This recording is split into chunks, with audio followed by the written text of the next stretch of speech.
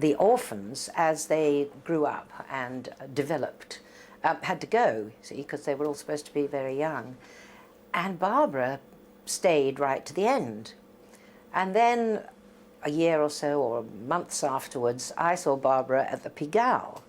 And then Barbara was developed as she is known. And I said, good God, you know, how on earth did you do that? I said, you were the orphan who lasted the longest. And she said, well, I used to bind them up, didn't I?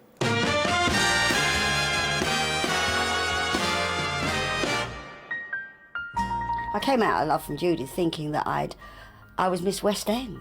You know, I'd been in this West End show and nothing happened. I had no qualifications. And so the only time I've been out of work, I got a job in a shoe shop. And I realised it was the men I had to kind of work on to buy the shoes and the bag and the gloves, which the colours were sherry tan and sage green. And I used to run up the ladders.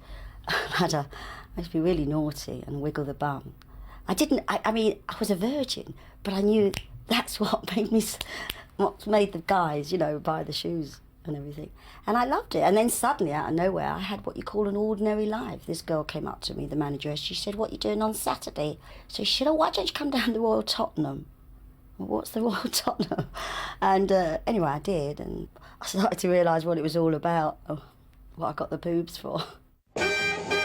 Now using a stage name, the newly christened Barbara Windsor was soon back in showbiz, working in Soho cabaret clubs. She was just 18 years old. I got a job in a place called the Côte d'Azur in Greek Street. There was me, Eunice Stubbs, and a French lady called Fifi.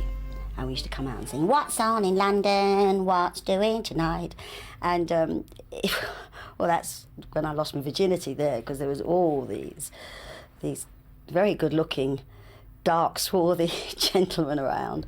And I remember one of them taking me out, and I went to this party, and I remember saying to Georgia Brown, oh, I did it. And she said, you've been gagging for it at last, she said, you know.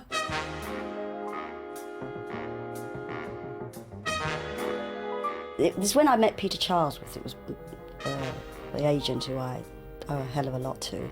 And he came to see me in this show. I was completely enchanted with this little blonde, statuesque little blonde, who really I thought that this girl has got star quality written over her. When we used to finish, I used to stand on the stage and, you know, after I'd lost my virginity, and look around, seeing what geezer fancied me. And Peter came and he kind of knocked on the stage and looked up and he said, I think you're lovely. And I said, oh, yeah. Do you? He said, I want to become an agent. If I do, I'd like to handle you. I said, oh, would you now? She had an enormous range of talent that was quite unusual for a girl of her appearance, because what she looked was a typical kind of bimbette.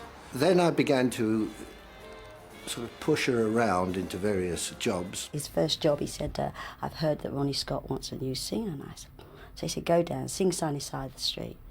And I did. There was 6 other girls there. And I got the job. They write all about me in Time magazine, and every cool swinger wants to make my scene. Swing in London, they call it, so come along and swing with me. At 20, Barbara was becoming a nightclub star. By then now I was West End, you see. I was in cabaret at Winston's nightclub with Danny LaRue, Ronnie Corbett, Amanda Barry. And I loved that life. I'd come out and you know, it was a very glamorous time in nightclubs. You know, you'd come out and there would be your Victor Matures and your Darryl F. Zanucks. The Diana Dawes would be sitting there, Gina Lollobrigida, and then you'd get the gangsters from south of the Thames and the gangsters from, you know, north of the Thames. And it was a very glamorous time. You see, of course, she was at Winston's. You know, that was a nightclub, and the girl, that was a bloody good training. Better than that Royal Academy of Dramatic Art. I went and watched them, and they could change in 15 seconds. They worked together. They had all these old German businessmen looking at them through glasses, and I thought, that's it.